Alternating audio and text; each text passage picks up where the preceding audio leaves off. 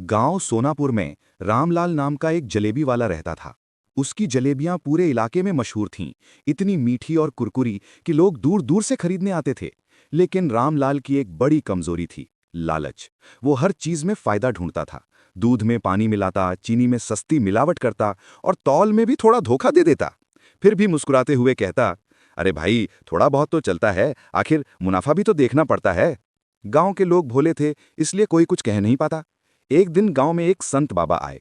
उन्होंने सबको कहा कि जो भी सच्चे दिल से मेहनत करेगा उसे भगवान जरूर आशीर्वाद देंगे। रामलाल ने सोचा, अगर ये बाबा सच बोल रहे हैं तो मैं इनसे दान मांगकर देखता हूं, हो सकता है मुझे भी कोई खजाना मिल जाए।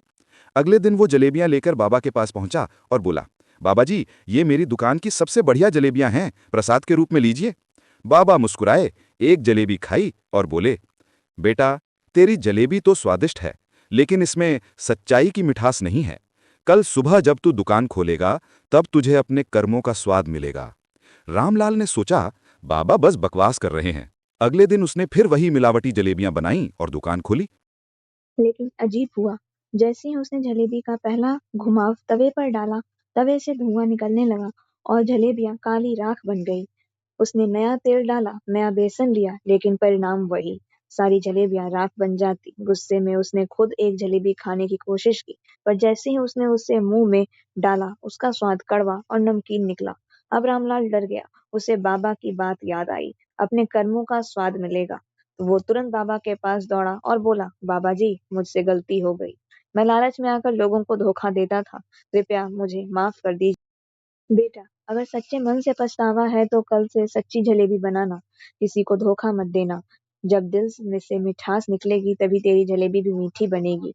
अगले दिन रामलाल ने पहली बार बिना मिलावट की जलेबियां बनाई। आश्चर्य की बात, जलेबियां सोने जैसी चमक रही थी और उनकी खुशबू पूरे गांव में फैल गई। लोग उमड़ पड़े और बोले, वाह रामलाल, ऐसी जलेबी तो कभी नहीं खाई। रामलाल मुस्कुराया और मन ही मन सोचा, सच में सच्चाई की मिठास सबसे बड़ी मिठास होती है। उस दिन के बाद से रामलाल का लालच हमेशा के लिए खत्म हो गया। अब वो ईमानदारी से दुकान चलाने लगा और पूरे गांव का प्रिय बन गया। इस कहानी से हमें यह सीख मिलती है कि लालच इंसान की मिठास को भी कड़वा बना देता है।